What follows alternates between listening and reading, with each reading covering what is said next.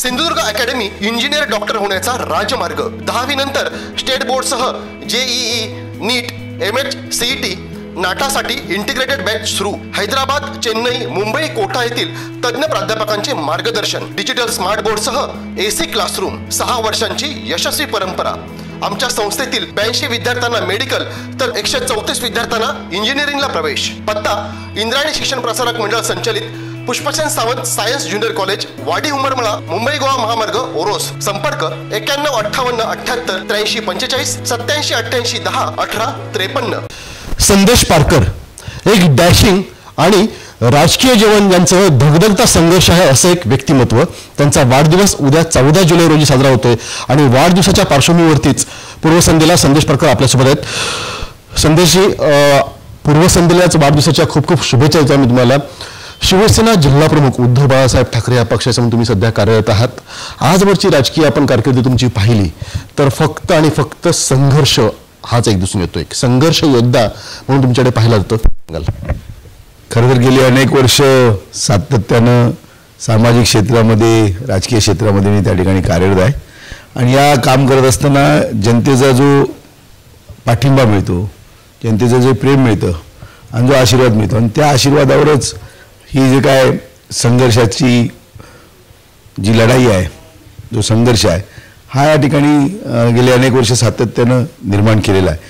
खरं तर या सगळ्या राजकीय जडणघडणीमध्ये अनेक जीवनामध्ये चढ उतार आले।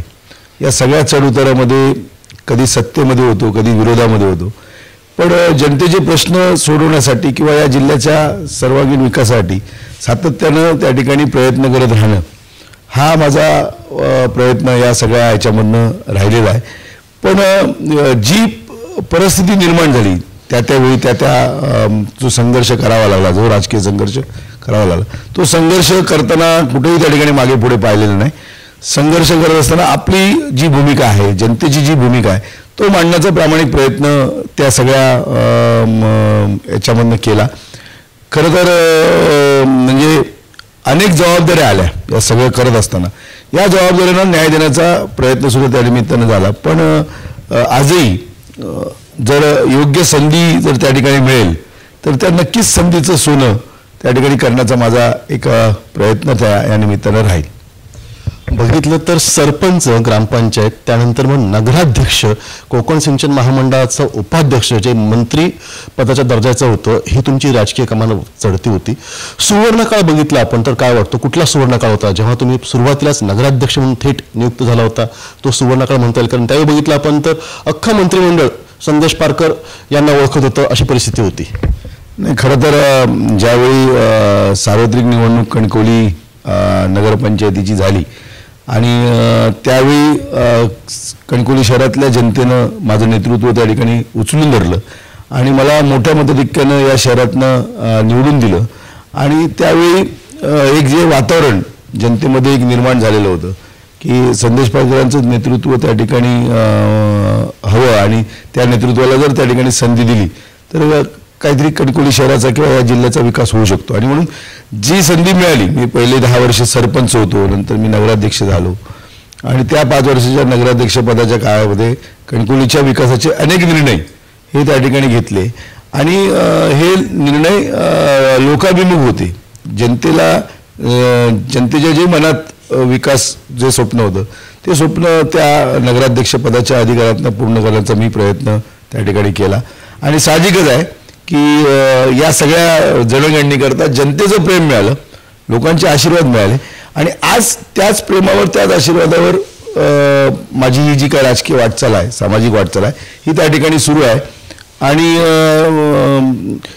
कधी ना कधी अजून एक चांगली संधी मिळेल आणि त्या संधीचं कसं सोनं करता येईल हा एक प्रयत्न या निमित्तानं आहे। म्हणून मी मगाशीच म्हणालो की चढ उतार मी अनेक पाहिले राजकीय जीवनामध्ये, सामाजिक जीवनामध्ये आणि अजूनही मी त्या ठिकाणी तशाच पद्धतीनं, त्याच उमेदीनं त्या ठिकाणी मी लढतोय किंवा त्याच उमेदीनं मी आजही त्या ठिकाणी काम करतोय आणि जोपर्यंत लोकांचा पाठिंबा आहे तोपर्यंत त्या ठिकाणी ही लढाई सुरू ठेवण्याचा माझा त्या ठिकाणी मानस आहे। खरं तर आज सिंधुदुर्ग जिल्ह्याचा एक शिवसेनेचा जिल्हा प्रमुख म्हणून माझ्यावर त्या ठिकाणी जबाबदारी आहे आणि ही जबाबदारी स्वीकारत असताना अनेक संघटनात्मक निर्णय त्या ठिकाणी करावे लागतात. संघटना आजची जी राजकीय परिस्थिती आहे, ही राजकीय परिस्थिती फार मोठा बदल याच्यामध्ये झालेला आहे. म्हणजे 10 वर्षापूर्वीची राजकीय परिस्थिती किंवा त्याच्या आधीची परिस्थिती आणि त्याच्यानंतरची आजची राजकीय परिस्थिती याच्यामध्ये फार मोठा फरक आहे. लोकांचं सातत्यानं एकमत राहत नाही. सातत्यानं म्हणजे परिवर्तन हा निसर्गाचा नियम आहे आणि त्यामुळे बदल हा त्या ठिकाणी होत असतो. आणि म्हणून त्या पद्धतीने जनतेला नेमकं काय हवं अशा पद्धतीनं आपला जर प्रयत्न राहील तर लोक नक्कीच त्या ठिकाणी स्वीकारतील आणि तो जनतेच्या मनामध्ये आपली प्रतिमा कशी निर्माण करता येईल शिवसेना म्हणून किंवा जिल्ह्याचं एक नेतृत्व म्हणून तो प्रयत्न करणं हे काम सध्या सुरू आहे. आपण जे योग्य संधी म्हटलं त्याकडे आपण येणारच आहोत. पण बघितलं तर संदेश पारकर केवळ राजकीय नेतृत्व नाही आहे, ते सामाजिक नेतृत्व आहे. संदेश पारकर म्हणजे मास लीडर असं म्हटलं जातं. कारण जेव्हा तुम्ही भाषणाला उभे राहता आणि जेव्हा तुम्ही म्हणता की खरं तर असं म्हणून जेव्हा तुम्ही सुरुवात करता त्यावेळी सगळ्यांना समजत असतं की आता भाई काहीतरी वेगळं बोलणार आहे आणि एक माहोल तयार करणार आहे. तसं बघितलं आपण तर सामाजिक क्षेत्रात काम करत असताना किंवा मास लीडर म्हणून काम करत असताना जनतेच्या प्रश्नांसाठी रस्त्यावर उतरणारं नेतृत्व म्हणून सुद्धा तुमच्याकडे पाहिलं जातं.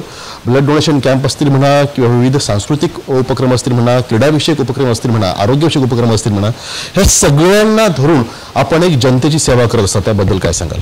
खरोखर गेली अनेक वर्ष म्हणजे जवळजवळ 30-35 वर्ष मी या सामाजिक क्षेत्रामध्ये आणि राजकीय क्षेत्रामध्ये कार्यरत आहे.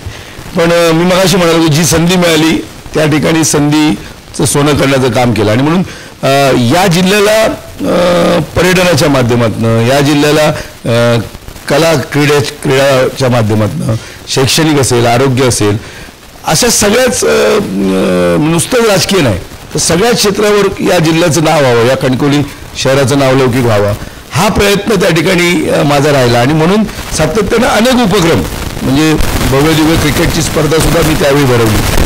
तर खरं तर रक्तदानासारखं एक मोठं भव्य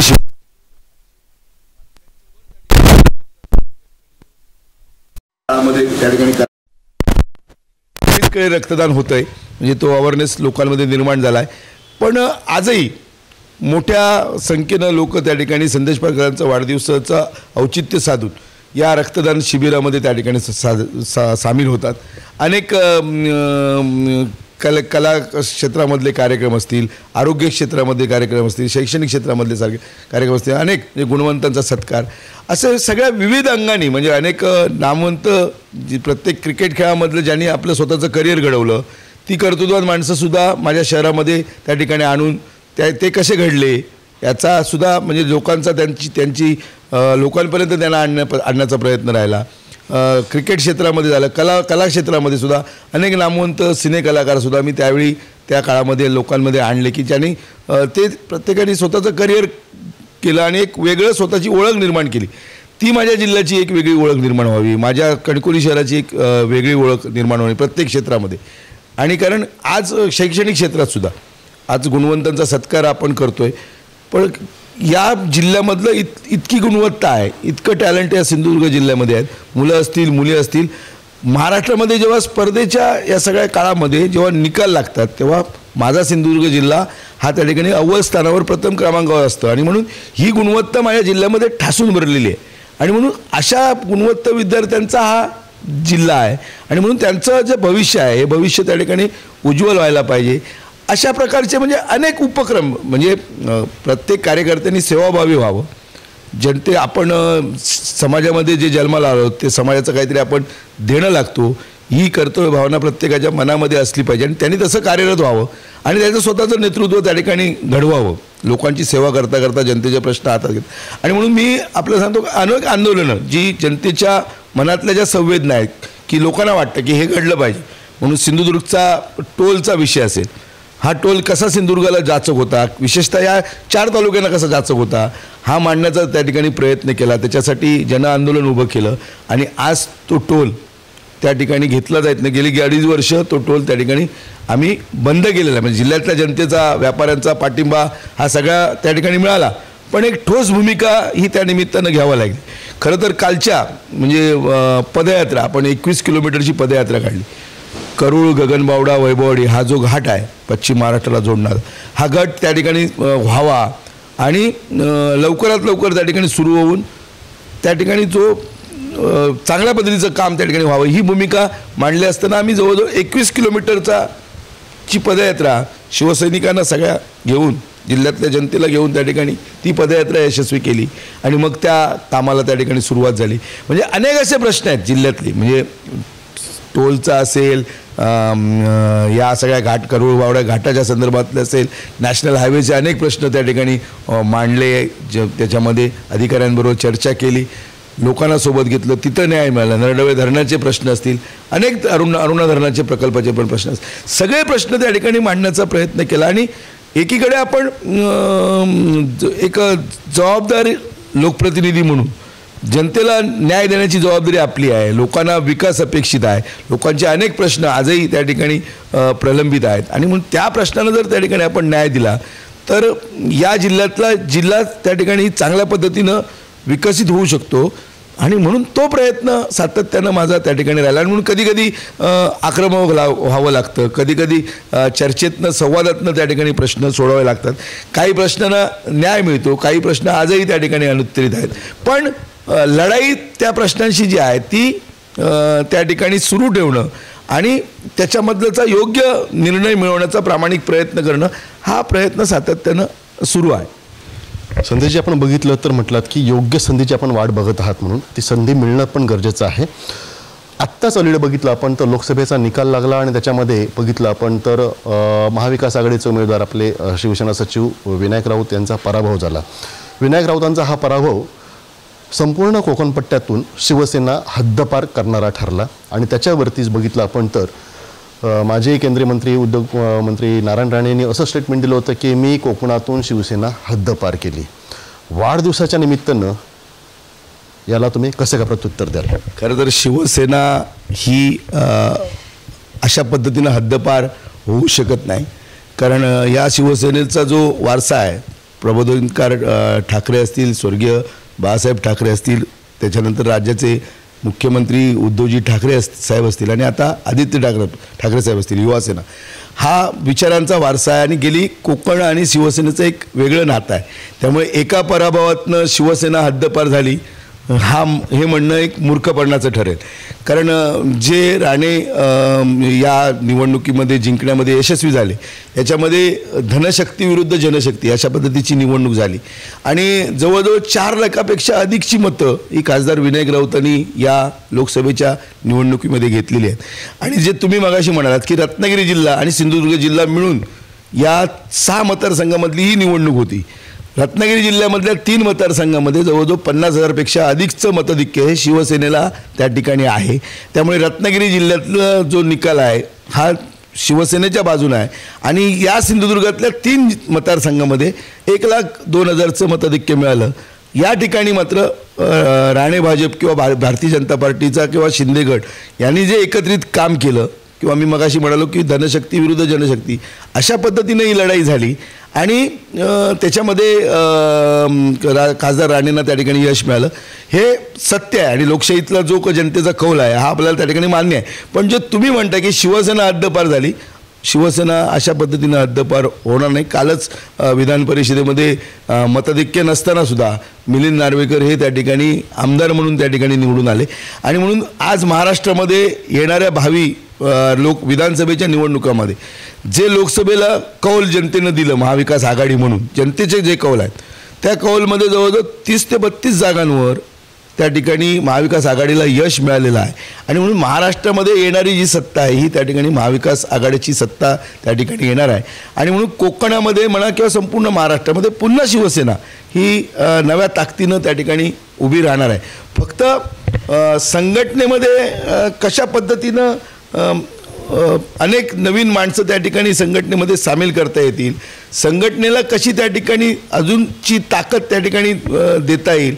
आणि खरं तर ही लढाई म्हणजे प्रस्थापितांविरुद्ध सर्वसामान्य अशा प्रकारची ही लढाई आहे. म्हणजे आज जर तुम्ही सिंधुदुर्ग जिल्ह्यामध्ये बघितलं तर नारायण राणे हे गेली 35 वर्ष या जिल्ह्याचं नेतृत्व करतात. अनेक पदं जिल्ह्यातल्या जनतेनं राणेंना दिली, आमदार झाले, ते मंत्री झाले, मुख्यमंत्री झाले, खासदार झाले, केंद्राचे केंद्रीय मंत्री झाले, पण गेल्या 35 वर्षामध्ये जो सिंधुदुर्गाचा विकास व्हायला पाहिजे तो विकास होऊ शकलेला नाही. आणि म्हणून आज त्यांना लोकसभेचे खासदार झाले म्हणून एकीकडे शुभेच्छा देत असताना निदान या 5 वर्षात तरी जिल्ह्याचा विकास व्हावा अशी अपेक्षा त्या ठिकाणी मी करतो. पण त्याचबरोबर जे भारतीय जनता पार्टीचे आज पालकमंत्री आणि सार्वजनिक बांधकाम मंत्री आहेत रवींद्रजी चव्हाण आहेत साहेब आहेत, यांचंसुद्धा फार मोठं योगदान या सगळ्या निवडणुकीच्या म्हणजे स्ट्रॅटेजीमध्ये त्या ठिकाणी आहे. आणि म्हणून ज्यावेळेपासून ते या जिल्ह्याचे पालकमंत्री झाले त्यापासून त्या ठिकाणी शिवसेनेला शह देण्याचा त्यांचा प्रयत्न राजकीय त्या ठिकाणी आहे, तो यशस्वी होताना दिसतोय.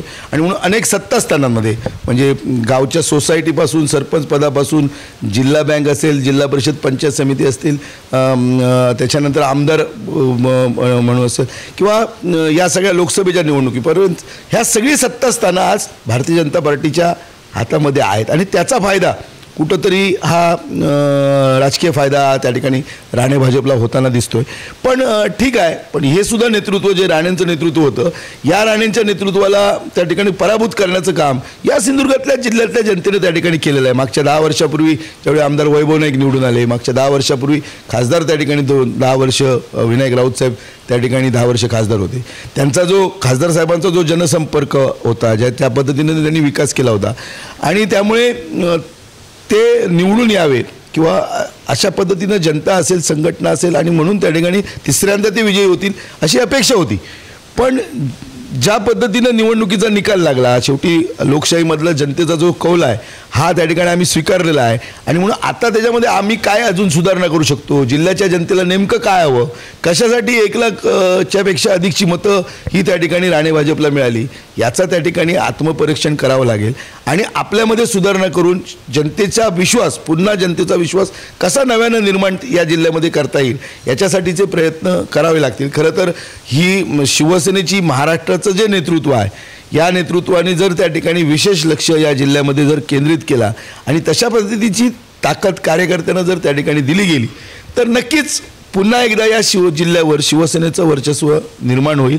आजही या जिल्ह्यामधलं आमदार वैभव नाईक हे विधानसभेचं नेतृत्व करतायत. भविष्यामध्ये ते पुन्हा त्या ठिकाणी आमदार होतील. या जिल्ह्यातल्या 3ही जागांवर शिवसेना तुल्यबळ त्या ठिकाणी लढत निर्माण करेल.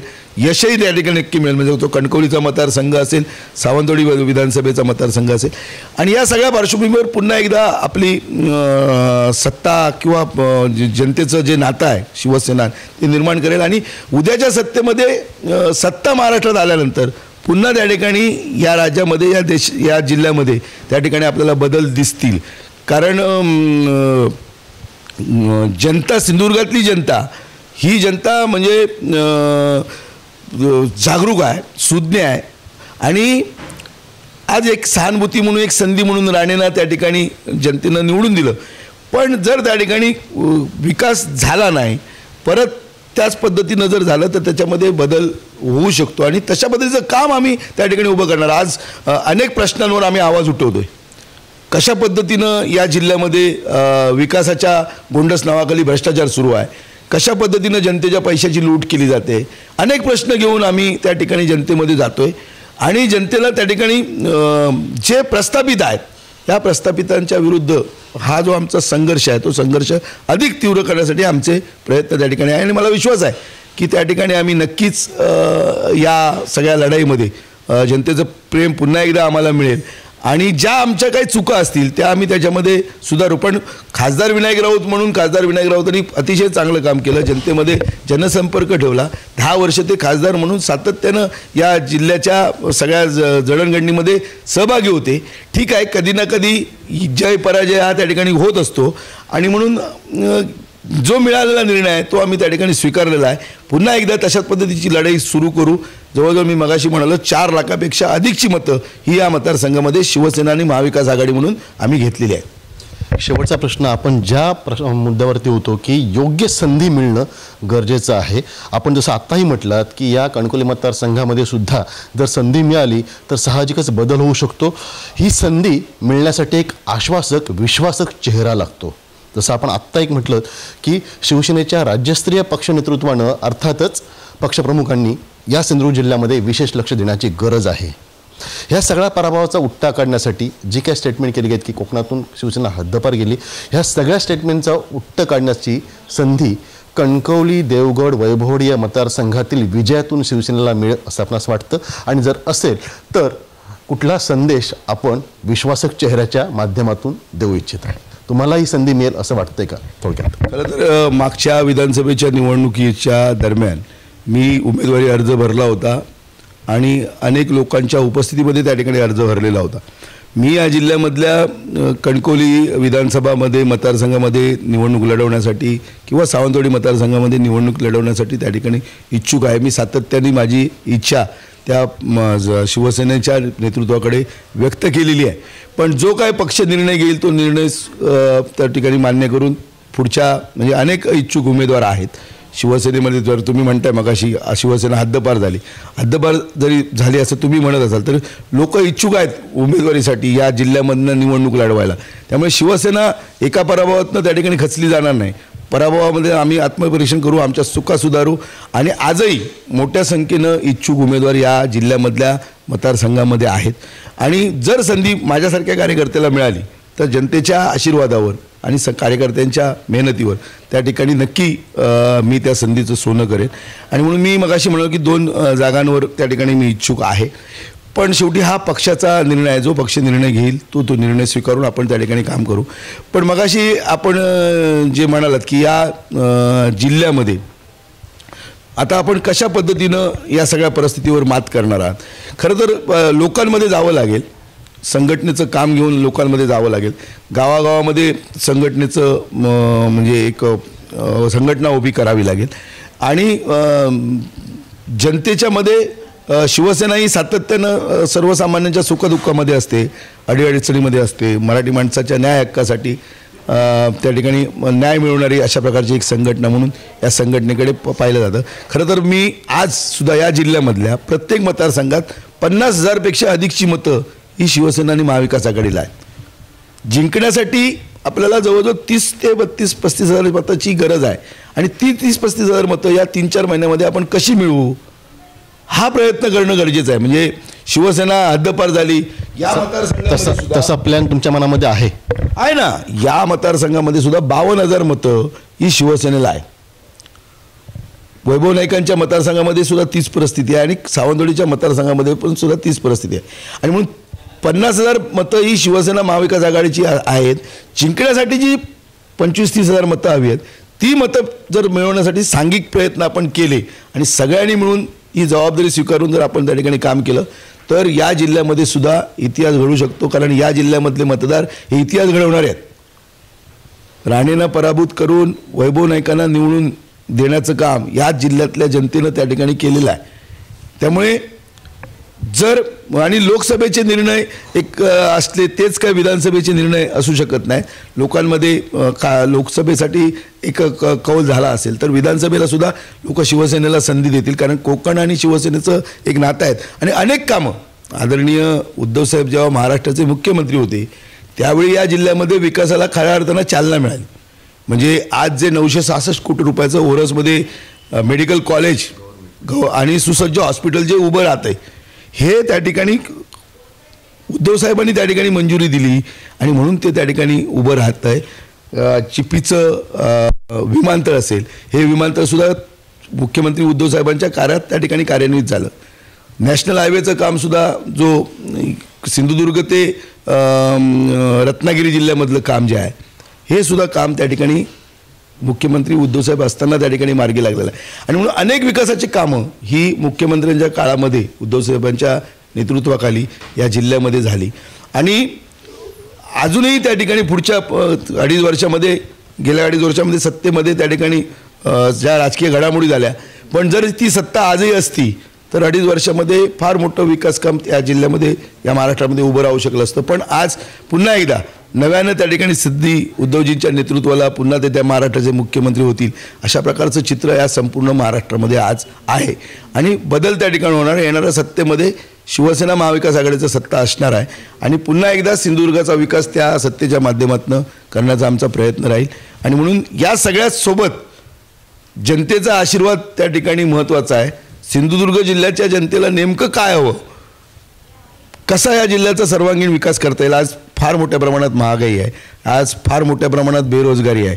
सिंधुदुर्ग जिल्ह्यातल्या तरुणांना आज उद्योग व्यवसायासाठी कुठंतरी जिल्ह्याच्या बाहेर जावं लागतं. मग गोवा असेल, मुंबई असेल, मोठ्या शहरांमध्ये जावं लागतं. तर माझ्या जिल्ह्यामध्येच जिल्ह्याच्या विकासाला त्या ठिकाणी संधी मिळावी, रोजगाराला संधी मिळावी, हा जर त्या ठिकाणी प्रयत्न झाला आणि इथल्या जिल्ह्यातलं जे पर्यटन आहे, पर्यटनामध्ये त्या ठिकाणी पर्यटनाच्या जिल्ह्यावर सुद्धा सिंधुदुर्गाचा विकास होऊ शकतो.